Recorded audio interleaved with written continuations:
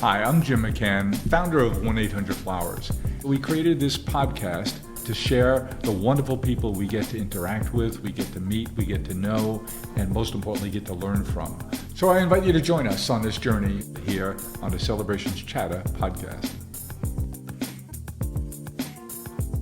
Topaz, how are you? Jim, it's good to be here. I got to tell you, I've been listening to your podcast, and it's good to be with somebody who's been so invested for so long about human connection.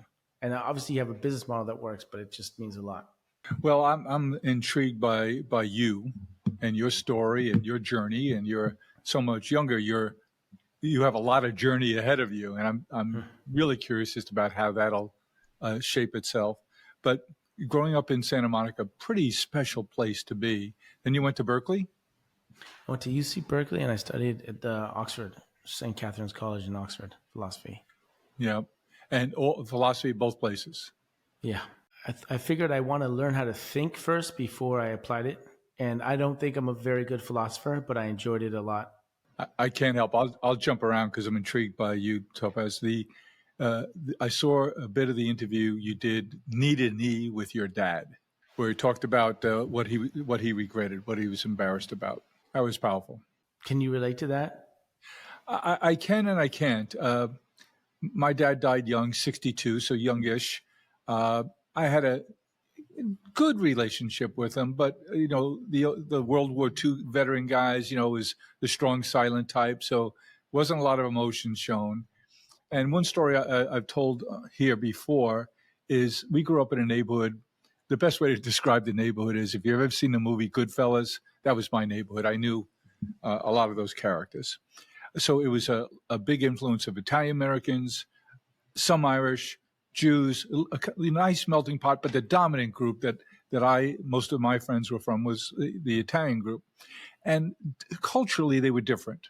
And I really admired the fact that they had recent immigration, so they had a language different from English, and they had rituals and customs and a big celebration around food at the table. So when it came to dinner time, if you were going to be at a friend's house, you made sure you were at an Italian friend's house, because if you got invited over, it was worthwhile. But there's a lot of hugging and kissing among men in the Italian culture, and even in the Jewish culture, but not so much in the Irish culture. And I remember my dad, like when I was in my early 20s, confronted me one time. I don't know how he came to do this, and say, you stopped kissing me when you were 12 years old. And it really hurt me. I said, well, you waited 10 years to bring it up. He said, well, I only brought it up because I saw you with some of our Italian friends and you gave them a hug and a kiss. And I said, well, that's germane to their culture. He goes, why isn't it germane to our culture? I would have liked if you continued to. I said, well, thank God you mentioned something. But 10 years later, you finally mentioned something. And we resumed. And I made it a point with my boys to tell them that story. And to tell them, I see you in public. I see you in private. I walk up to you in a ball field. You come over, give me a hug and a kiss. Because if not, I'm going to embarrass you because I'm coming for you. And it made a difference. But that little incident that happened between my dad and I changed my behavior, especially with my kids for the rest of my life and my grandkids. Amazing. But I can sense from the podcast I've listened to you that your family is really important and creating the space for the family together. I've heard you mention that a few times. You talk about the family time. And do you have any regrets with your kids? Yes. And a big one. And we've had this conversation, and they deny it. But when they were young, I was, had my business. I was working like a dog. I worked 7 days a week. And I didn't spend enough time with them. They said, no, you always made time to be with us. I know I didn't. But that's a major league regret. And I'm trying to make up for it now. So I was at a lacrosse game for one grandson yesterday. I was at a cookie sale for a granddaughter yesterday. We get the schedule if we're going to be in New York on a weekend. I write to my 3 kids and representing 7 grandkids. Okay, what's the schedule? What do you got going on this week? Because we want to get to as many things as we can. So it's, yes, very important. And your kids are very young. But now moving away to Uruguay, you're away from your parents. Yeah. And you're away from your wife's parents. Are they still in Mexico? Yeah. And she has a great family. She has a wonderful family. That's the big loss, is being away from family. But there's different payoff for the environment that we raise our kids in. And that's been something that I've really been thinking about since my son was born 4 years ago. You know, for me, the flip side of the regret and spending the time with my kid is I really want to spend a lot of time with my kid, and I'm trying to shape my life so that I can. That's part of also being the business that I have, which is a lot of online, and our ability now to chat. But the thing that I find myself is, even though I create the time for me to be with my kids, I find that I feel so empowered when I'm at work. Like I have so much more agency and ability to execute and create than when you're with your 4-year-old and 1-year-old, who, as much as I love them, they're the in boss. charge. They're the charge, and they do what they want, and they don't. Kudos to my wife who spends a lot of time with them. But I find like, I want to spend time with them, but I feel most empowered in terms of my ability to create and execute at work. And when I'm with them, it's a different trip, and I have to shift into that. And I find sometimes, Yeah, it is a shift because you have to find different rewards, different psychic payoffs. yeah, right. Now, take us on the journey. You come to New York in 2001 at a horrific time, but you came here to be in a social situation, and like other times, there's a bit of a paralysis in the city. What's the first thing you did professionally when you arrived in New York? The first question, I came to New York saying, I know I want to tell stories, and I don't know what my role is in telling stories. I don't know if I'm an editor, if I'm a director of photography, if I'm a producer. What am I? I'm not sure. I need to learn. So my first question was, how should I learn? Should I go to school or should I teach myself? Because I had a lot of friends at Columbia Film School and NYU Film School. And so when you say professionally, that was the first choice, is what am I doing in order to establish my professional future? Do I go study in school or do I do it myself? And I knew who I was. I knew my personality. And my personality was, if I don't wake up in the morning without a candle under my backside, meaning I got to make it happen today, I won't operate. Like if I'm in school where I know, well, I did the project, I did the semester's project, I can relax now. The rest of the semester would be a cakewalk. I need to wake up every day saying, okay, what's next? What's next? What's next? So I didn't go to school, and I did consider it. And I remember walking to the dean's office at NYU, somehow getting to the 7th floor, somehow knocking on her door, somehow getting in and sitting there and go, I have a question for you. Why should I go to film school instead of teaching myself, spending all that money on making my own films and teaching myself versus in the school? And she kind of flippantly said, well, because you'll have the chance to direct actors. And I thought, that's bullshit. I can direct actors right now on the street. There's so many. Are you kidding me? Like, and on top of that, you have someone who had the chutzpah to walk into your office, somehow get through security, walk into your office and ask you this question, and you don't really give this guy the time of day. That's the treatment I'm going to get in school. So you know what? I'm going to create my own curriculum, and I did. And so that's really what I did. I took the money I would have spent on tuition, if you will, and spent on my own education by learning. And what were you doing in Sweden before? So in Sweden, I was traveling around. I was in India and I was in Australia. And I was just kind of finding myself, and I was moving. I'd walk into restaurants that were packed, and I start bussing tables, or I clean in the back in the kitchen, because my family had a restaurant, so I know how restaurants work, just to like earn some extra cash or food. And I'd be moving antique furniture, whatever. And then I needed cash. It was running out, and my good friend, one of my very good friends, he was starting a startup in Sweden, and he said, do you want to have a job? I said, I'll make you a deal. I'm going to fly in, because it was his second venture. The first venture I was a part of, in the end, it didn't work out. He left, and I was like, I can't do this. I'm not passionate about it. He ended up selling for $33 million a year later. And I was backpacking in Australia, and he called me. He says, Topaz, remember that company that you were a part of? You had 10%? Well, we just sold it for 33. And I was thinking, what a great story. I would have had $3 million in the pocket at 24. There's something, but I knew it was a story. And I also knew that I didn't deserve it. Like the hard work that him and his partners did to get the company there, I wasn't part of that. And even if, anyways, it was a great story to tell in a moment like this, 30 years later, 40 years later. So, but the impetus was just, he said, I'm starting a incubator. do you want to come work with me? And I said, well, I need the cash. I'll come work for you 18 months and then I'll go back, I'll do the next thing. And in that time, I really honed in on my love of filmmaking. And I said, I need to go to a place where there's humanity and I should go to New York. And so after a year, I moved to New York. So I know you speak 4 languages, obviously English and Spanish. What else do you speak? Hebrew and Swedish. Swedish. You learned Swedish on that stay, huh? Pretty easy. Yeah. I mean, look, I could have a basic conversation in Swedish, You but I get don't along, think I yeah. could. Yeah, I couldn't have a podcast level conversation. But I mean, it's been 25 years since I was living there. I'm 47 now. So And your dad said he's from Serbia.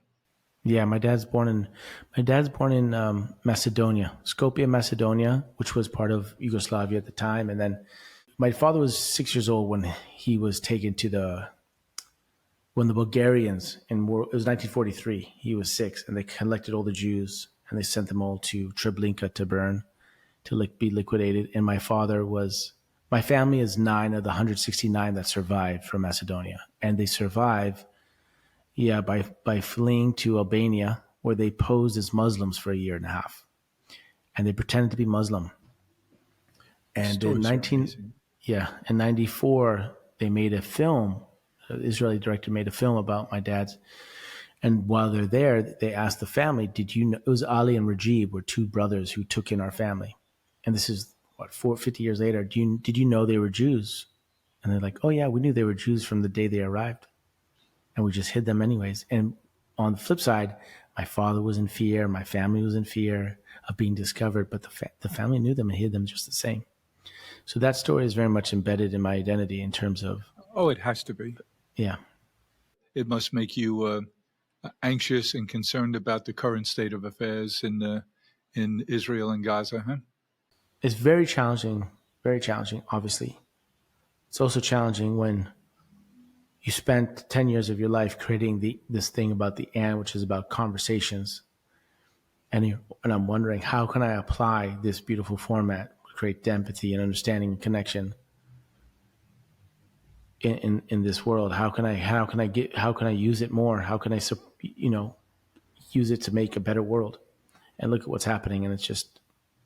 And do you think that's possible, or is the cultural divide there too wide? I don't have an answer, but what I do sense is that social media is not helping. And what I mean by that is because we get good at what we practice. And in social media, we're not practicing listening. And if we could practice listening to each other, things will get better in all facets, right? It's something I wanted to delve into. You mentioned that with the advent of technology, particularly in the last 4 or 5 years, where we have this facility in terms of video connection, it seemed to me that in the earliest days of social media, it offered the promise of people having more and maybe better friends, better relationships. But it seems like it's failed so far in that regard. I would tell you in my life, now I'm an old guy, so not a social media, not born digitally, way far away from it.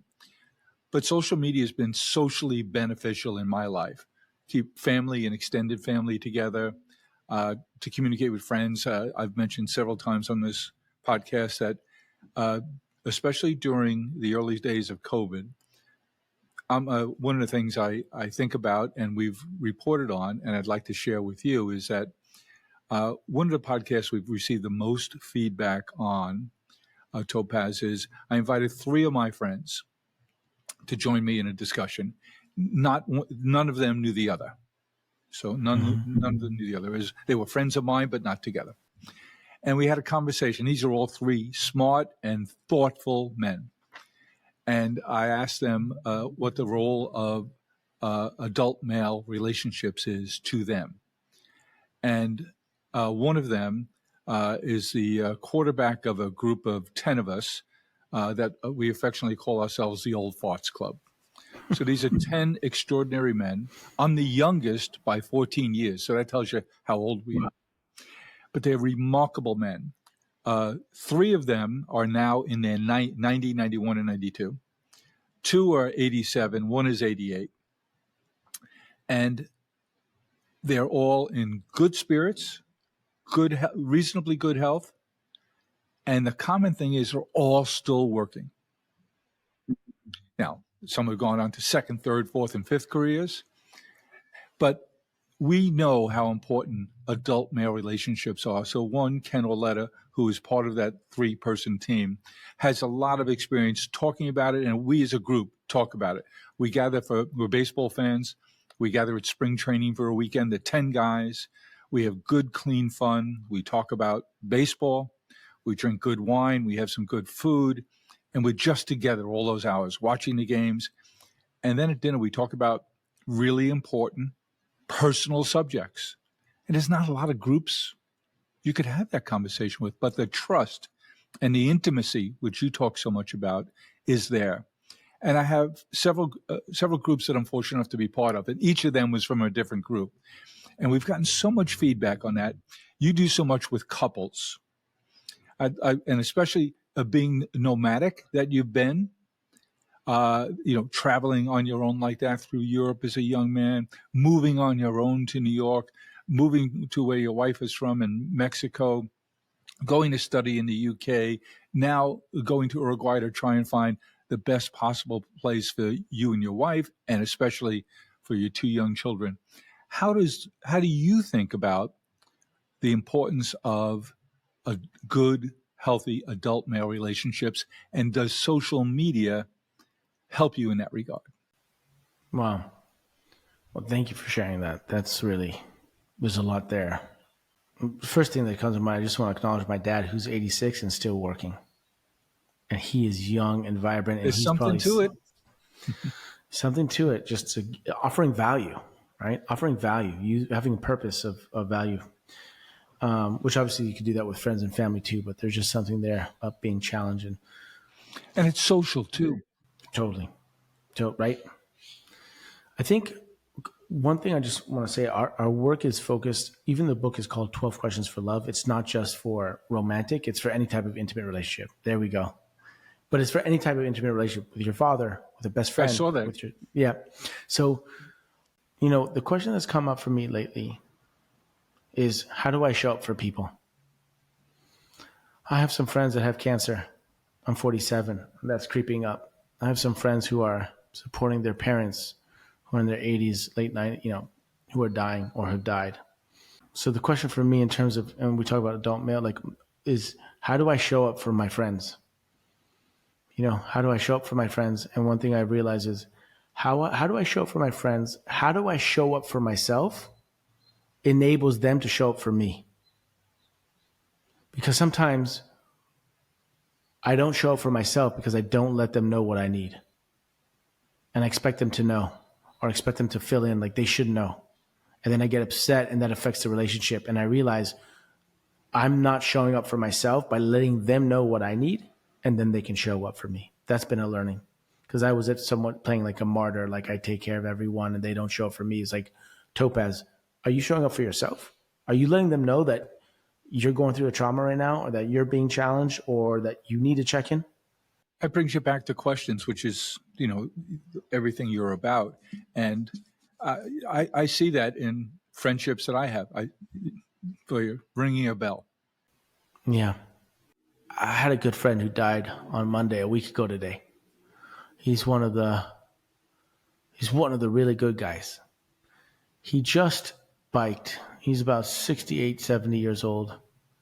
And he biked from Shanghai to Istanbul on a bicycle, not a motorbike, on a bicycle. It was a dream he had. He did the Silk Road. Wow. And then he was living in New Zealand. He lives in New Zealand. And he was bicycling. And I believe he had a heart attack while he was biking, and he died. Biking. Doing what he loved. Yeah. And if he did a trip like that, you would think he'd be as strong as imaginable. Yeah. Yeah. And we come from a group, Edmund Hillary Fellow. It's part of this global impact group.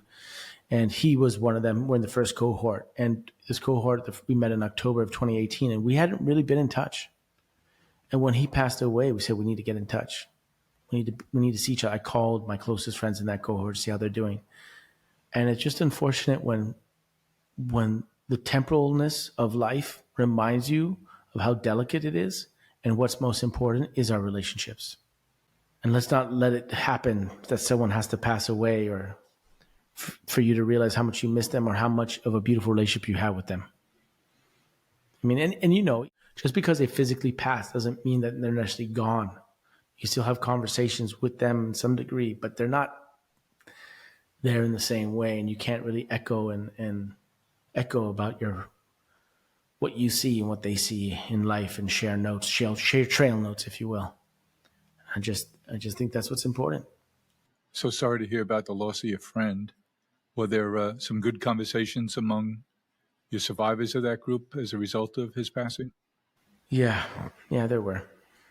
It was nice. You resolved to stay connected? Yeah, but we'll see if, saying it and doing it is two different things, right? So that's why I think making a practice.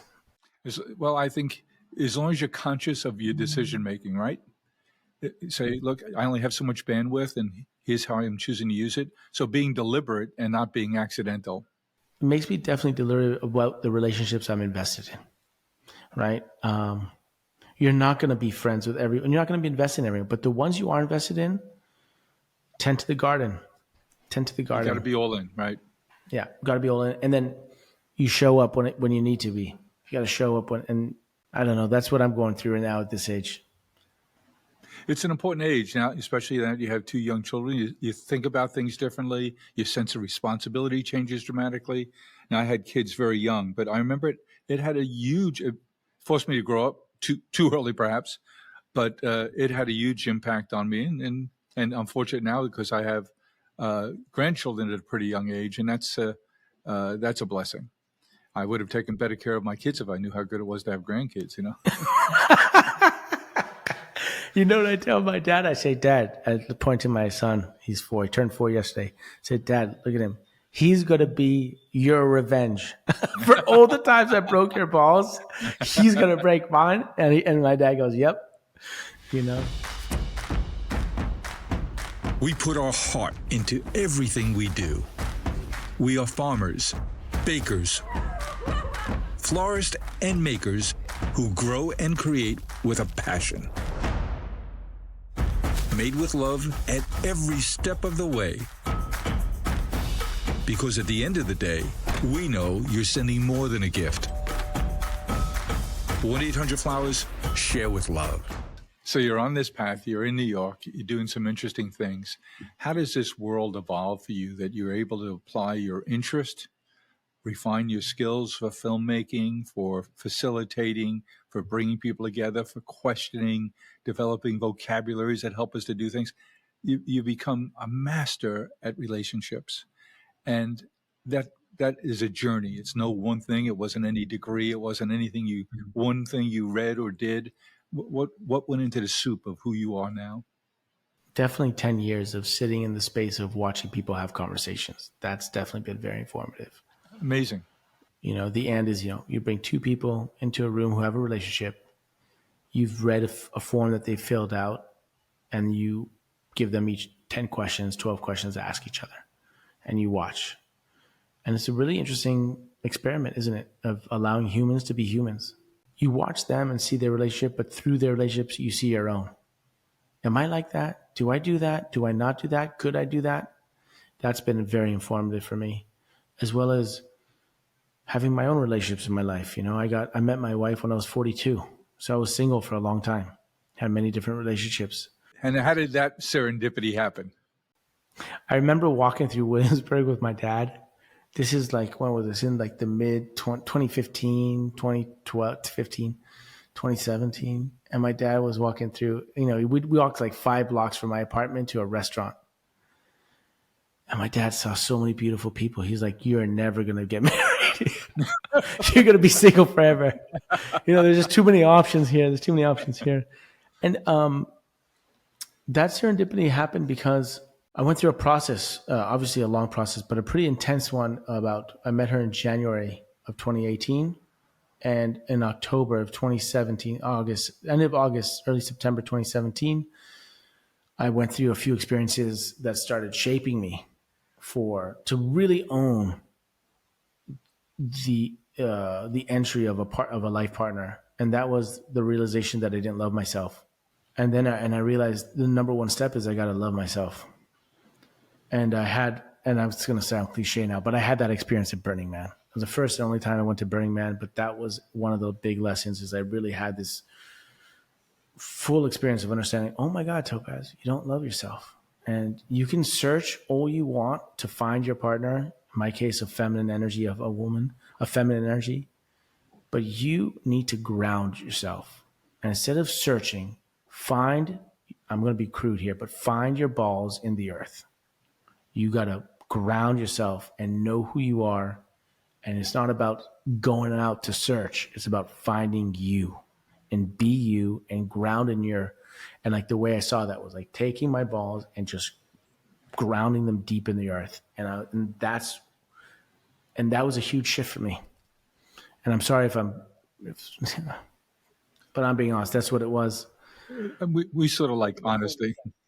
And so you started your journey of helping other people by being deliberate about taking your own first step. Yeah. So it sounds to me like it's possible that what you teach other people to do, you're only a little ahead of them on the path. No, yeah, exactly. And actually, I don't see it as teaching. I see it as creating the space. And I learn from them. I learn from the courageous participants.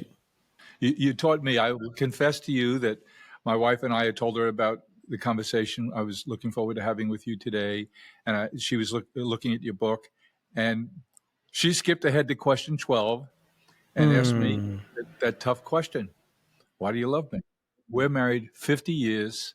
We have 3 children, 7 grandchildren, and we just celebrated our 50th anniversary. And I want to tell you that there was some emotion shed. Mm-hmm. So thank you for that. But you are teaching because you got some people who are looking forward to getting to know you, reading into what you're doing. I love, as a family, the idea of using the cards, the end playing cards. Someone just gave me for Christmas, 2 ladies who work here just gave me for Christmas a spinning wheel to play as a family, where you just spin it. Whoever gets it has to answer that question. And it's conversational, provoking, insight-provoking kinds of questions. This is even better. I can't wait to get my family to engage with the end playing cards. A lot of thought, a lot of work goes into this, but I'm going to tell you, the family will be better for it. Oh, thank you. You couldn't get a better plug, and I couldn't agree with you more. I want to send you the family deck. When I heard you playing with it, I'm like, I can't wait to send Jim the family deck. By the way, this is another plug, but do you know that all our card games are for sale on 800 Flowers as of like 3 weeks ago? I do. Oh, okay, you know that. Do. Okay. Yep. How long did it take you to write the 12 questions of love? So that took me about a year, but of 10 years of work. Yeah, right? 10 years distilled. It's so well put together. Thank you. Well, I mean, I haven't talked about any of the learnings for 10 years. This is the first time. We're in our 11th year now. This is the first time I've taken 10 years of work and put it into a guide, a toolkit for people. You know, I've distilled it down because I've stayed away from putting my face out there because it's not about me. It's about the conversations. What was the thought process when you started this work, when you started with the Skin Deep project here? Did you have an idea how it would become a way you could make a living? Did you have an idea that it would result in something as meaningful and as impactful as the 12 Questions for Love that became this terrific book? Did you have that early on, or were you just doing, and it felt like you were doing something good? I go with questions. I did know that I knew about 8 months in, 9 months in, when I saw the first edit of an and, that I was on a long journey, and that journey would be that one day I'll get to 6,000 conversations. I'm at 1,200 now, a little over 1,200. We'll get to 6,000. That we'll have a book, obviously. I knew that at some point it would happen. But when I first started, and it was very scary when I first started, the question was, how is the emotional experience of being human changing or shifting in this new digital landscape of, that was the question. Have you seen a lot of change just in that 10 years?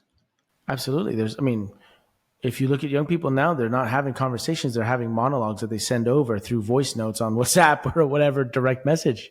It's actually a monologue that you then send, and then you listen to the monologue, and then you have a monologue. So it's different kind of listening. It's a different kind of conversation. It's and emojis and dating patterns, and the commoditization of dating, for instance. Like, I think there's a huge shift that's happened, and we as humans are so good at adapting to change. We are so good at adapting change that we think it's always been like that. But for you and I feel like I'm the last generation that I remember when the fax came out. You're the last generation that wasn't born digital. Yeah. And I remember the shock and awe of all this that's happening now, because I remember being a kid being shocked that you could put a paper in a machine and somewhere else it would come out. It was like, what? I remember the, I remember playing Frogger, dial-up mode, right? And now new generations, it's always been like that. And I think it's just they take it for granted. And I think that applies to our emotional experiences as humans. We call it love, but it's not the same kind of love that 2 generations ago felt when they had to write a letter to each other, and they waited for 2-3 weeks for a response. That's a different kind of, and they can talk to each other and hear each other's voice, but they can't see each other's faces.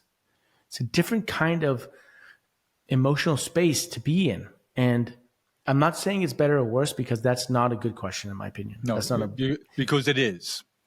It's not better or worse. It's here. It is. So it's like you're in a flood, and you're like, is a flood good or bad? Like, who cares? There's a flood. The question is, what are we doing? What are we doing now to really make conscientious of our relationships in the world of social media and technology? You're in demand all over the place. You went from not being public at all to being quite a high profile because of the quality of the work you've done and the impact you've had on people. I imagine you're quite in demand for speaking. You mentioned how having these digital tools, these video digital tools, helped you to do your thing. What's on the horizon for you? How does this spin next? Do you think that you can impact more people and have a bigger imprint on the people around you and the people who want to benefit from what you've seen and learned? Applying these conversations to a deep a world that has more listening. So the question asked is, how can I apply this and format that's so powerful, both for participants and for the people who watch, to help create a better world, one of better listening? And I say that without a political agenda. I just say the practicing of listening and greater understanding of another human. So that's a question I ask. And I don't know, maybe is it 12 questions for peace? Ideally it's teaming up with other organizations and really bringing conversations that you don't often see into different contexts. So something in July, we're going to be doing something with doctors and patients, for instance. But I have this format. I have an incredible tool. How can I apply it to more spaces? Let me borrow some of your thinking.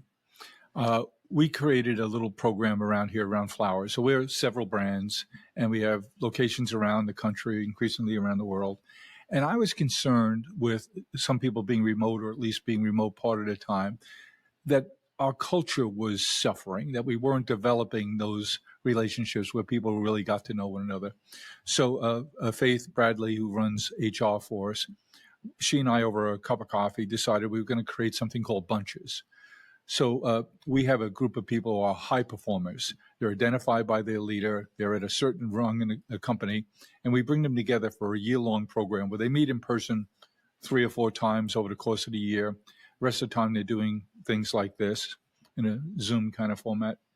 They have some development tools. They read books together. They take a battery of tests. They do a lot of breakout sessions. They meet with some psychologists. It's a personal development year. And then we've asked them, the graduates of our Emerald program, so we call it the greenest of the green. We're a red, yellow, green kind of measuring system. And we take our greens and those that should be promoted or lead something significant for us in the next year or two. We put them in the Emerald. They're nominated to the Emerald program. So we're asking the Emeralds to form a group of about 6 people, and they can't. And we tell them who they are. Someone from a brand they don't work with. Some that's not a subordinate of theirs, and we call it bunches because we're in the flower business, so we call it bunches. The person who graduated from our Emerald program is asked to lead a bunches group, and it's all about creating connectivity, learning, getting to really know other people. And our supposition is they'll be better people. They'll have a better time in their work environment if they really feel connected. If they really feel there's a few people out there who care about them, are invested in them, and are there for them.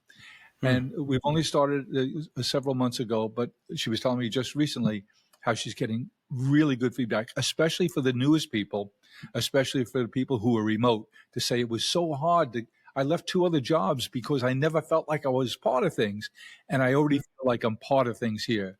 I can ask them any questions about the company, where it's going, ideas, and we primed the pump with some questions. But I bet you could help us think about that in a very different way. And I bet there's people who'd like to be in your bunches that you created to feel connected.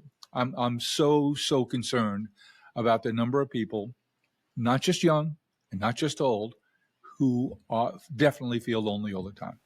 Yeah. Wow. And there's an Israeli company we invested in called Wisdo that created these online communities around different subjects. We ran it for free on our site for a year, and we're relaunching it now with some new tools. But I'm embarrassed to tell you that our most popular group was our loneliness group, which had 129,000 people sign up to be part of, just to be put into a group, just to have someone facilitate a dialogue. And that's where we extracted the idea from. So can the problem be the cure? Can these digital tools, which are contributing to the problem, can they also be a remedy? 100%. Let me give an example. Please. Here's a superpower that we have in this, let's call it the Zoom room, Google Meet, whatever it is. But let's just say it's a superpower that we have this remote. Here's a superpower. If you get you get your 30 people in a room together, right? And we're physically in a room together and we're sitting in a circle, right? There's no desk, there's nothing. We're just doing a circle talk, just passing the talking stick around the fireplace even. It's beautiful, right? The person to my right and left, the person to your right and left are 2 feet away from you. The people next are 5 feet away. The person on the other side is 30 feet away from you. So you can't really see their face. In the Zoom room, all 30 people, I can see them at the same, we're all seeing each other's close up. We're all 3 feet away. We're all 3 feet away. That is a physical impossibility. That is a superpower. It's an advantage. I can see your face. I can see how you react. I can even feel more connected at the same time. The problem is, how do we utilize the Zoom room? Now, here's a difference in real life, physical life. I think I spent a lot of time on this. I can talk physical life versus the Zoom room, the digital space. In the physical life, there's always a welcoming and a departing. When you're in a meeting, you see them 20 feet away. They come through the door. They come in. They get closer. They sit down. There's a warm up. When they leave, they get up. They fade away. Even if you're on the street, you see them walk away. There's a coming and going. In the Zoom room, it's boom, boom. It's on, off. There's no warm up. There's no deep departing. So And therefore, there's no you walk have down the hall together. there's nothing. You have to bring that in. So we have to utilize the environment to our advantage. So when we just turn on and we're all in the Zoom room, create a moment to create the space of welcoming. Create a moment at the end of the meeting for departing so that you're utilizing the advantage of the physicalness, right? But the fact that we can all 30 be together and see each other on close up gives it different, it's an advantage. You just have to utilize it. And so the thing I've learned is it's about the space. So utilize the space. If you need a welcoming and departing, utilize it because you don't have it naturally on the digital platform, create it. And then the second thing is, what are the really good questions to ask? And as soon as you ask a really good question, and here's one little thing about the questions, there's 5 things, but one of them that make a good question, one of them is make sure the question involves the person asking it, that it acknowledges the person who you're speaking to, right? If you say, what do you love about work? And your wife asks you, what do you love about work? And the newest employee asks you what you love about work, you'll probably answer the same question, regardless of who's asking. But if we change the question, what do you think we both love about our work? And I ask you and your wife and the newest employee asks, you will answer it differently because different people are asking. It acknowledges the person. And therefore, Also, the asker is more invested in your answer because it's reflective of me. It's reflective of our relationship. So when you're in that circle, in that space of inquiry, we're connecting, asking really good questions that incorporates everybody, incorporates the magic of each person's presence. Like as an HR department, the question I would ask an HR department is how do we make the experience for each employee or team member such that they believe or they feel that if they weren't here, the company would not be the same. That's my job. I told this story recently. A friend of mine is a fellow who was the CEO of American Express. And a dozen years ago, I was interviewing a fellow who lived in London, was planning to return to New York for a job with us. And I asked him, did you remember Steve Squeri? He says, oh, yeah, I remember him well, because he's been a lifer at American Express. And I said, tell me about it, what it was like working for him. He said, you know what? What I remember about Steve was he would tell us all the time that his job was to make sure, whether we stayed at American Express for a long time or for a year or two, that we would always turn around and in a reflection years later say, American Express was the best place I ever worked because it challenged me, it respected me, and it wanted me to do better all the time. And it wouldn't accept anything other than the best possible work I could put out. And he's shaking his head and he said, you know, and as I think back, I think he was true to his word. And Steve still says that today as the CEO of the company, that his job is to make sure it's the best place that each of those people who come through those doors have ever worked. And it's similar to your mandate to the HR department and to us as individuals to be personally invested. I mean, for me, I hear the question. He's like, how can I make this the best place to work by being the most challenging and requiring? It's like asking ourselves a question versus giving yourself a mission statement or a job title as an idea, because then it gives you more freedom to adjust to what's happening. You know, there's a new solution. And I think that's really important. Is what are like we have a coworkers deck, and I'll send you that too. I'll send you the coworkers and the family. The coworkers deck is we have one question is, what's one value we share that we do not, that our clients do not? Right? That's not one that we often ask. We always think we're always serving, but is there a value that we have that they don't? How does conflict make us better? I always like asking that. How does our conflict make us better as a team? Right? Topaz, I was wondering as I was reading through your book over the weekend, some of the people I'm fondest of are products of a 12-step program. Is it coincidental that this is 12 questions? No. I've actually been very moved by the 12-step program. In NA, I had a friend who was in it, and I would go, A, to support him, but then B, because I really enjoyed it. I was so moved by the honest conversations that were had. But no, in writing the 12 questions, what came up was when we sit people down in the experience, I give each of them 12 questions. So there's 24 total. And so I said, that's what I've noticed works the best. And it also follows a certain architecture. It's a 5-act architecture. So that's why 12. But I think I've followed the bandwagon of these effective numbers, right? 12 months, 12-step program. I mean, You have a huge following now, but I think it's going to be huger in the weeks and months and years ahead. How can people who got introduced to you by this podcast, how can they follow your work? How can they stay connected to you? Because you make people feel connected right away. Thank you, Jim. I appreciate that. Thank you for this platform and this opportunity. I really appreciate it. We theskindeep.com is our website. Social media. Theskindeep.com. The Skin Deep. I mean, I have my own site, topazadizes.com, but really the Skin Deep is theskindeep.com. That's where everything is at. And our social media, we have a newsletter. And can they buy your book there? You can buy it there. They can buy it on Amazon. They can buy it on ebook, audio. It's everywhere. Yep. I bet the audio is particularly powerful. I hope so. It's me reading it. I'd be disappointed if it wasn't. Yeah, it's like... And of course, they can buy the end playing cards for the different scenarios on the Flower site, and of course at theskindeep.com. Topaz, you're an amazing man. I'm so happy and proud. Look at how lucky I am to do this thing here. I get to learn about people like you, find out about your book. You enhanced my relationship in my weekend, just been prep for today. Thank you. And Thank you, Jim. like so many people meet you, I feel like I really already know you, and we've just begun a relationship. Yeah, Jim, thank you. Thank you. You're an inspiration. I really appreciate you. Thank you for your work. Go to 1-800-Flowers.com. Find the perfect gift. And wow the people you love. Wow. This is amazing. Whether you want to say happy birthday. So cute. Or I love you. I love you too. Thinking of you. Wow. Go to 1-800-Flowers.com. Celebrate the people you love. Well, I hope you enjoyed what you heard, and I know I'll be sharing it forward. I hope you get to as well. Let's keep the conversation going. Follow me along on Twitter at Jim1800Flowers and on LinkedIn at Jim McCann. Hope to talk to you soon.